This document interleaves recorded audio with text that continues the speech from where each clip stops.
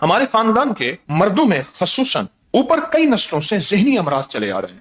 خط ہے کہ اوپر سے ذہنی امراض چلے آ رہے ہیں ہمارے خاندان میں نسلوں در نسل ذہنی امراض.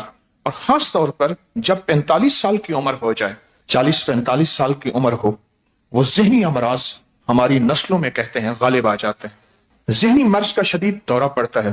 بہت سی علامات کے علاوہ ایک علامت یہ ہے کہ یہ حضرات اپنے خاندان سے شدید نفرت کرنے لگتے ہیں. اس وقت میرے بھائی کی عمر 41 سال ہے اور ذہنی بیماریاں ہماری نسلوں میں ہم نے اب تک سنا ہے وہ چلی آ رہی ہیں، نسلوں میں اب تک چلی آ رہی ہیں. آپ اس کا کوئی حل بتا دیں. ہر منگل کے دن 12:27 سے لے کر 3:19 تک ساتوں کا زندگی پہ بڑا اثر ہوتا ہے، دنوں کا زندگی پہ بڑا اثر ہوتا ہے.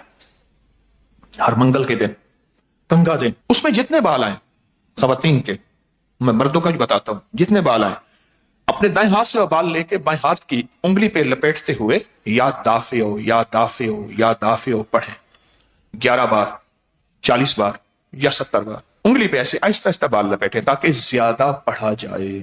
اس کے بعد وہ بال رکھ دے.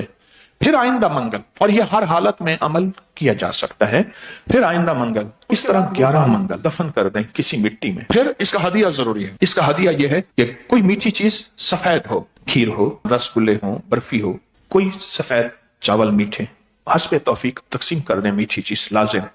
مردوں کے بال کپڑا سامنے رکھیں، جتنے بال گرتے ہیں ان کو ٹشو میں، کاغذ میں یا اسی کپڑے میں رکھ کے یہ عمل کریں. ہاتھ میں پکڑ کے یا مانیو والا یا دافعو والا یہ عمل کریں، کیونکہ اس میں 2 عمل ہیں، یا مانیو بھی ہے یا دافعو بھی ہے. ساتوں کے اعتبار سے میں نے آج یا دافعو بتایا ہے.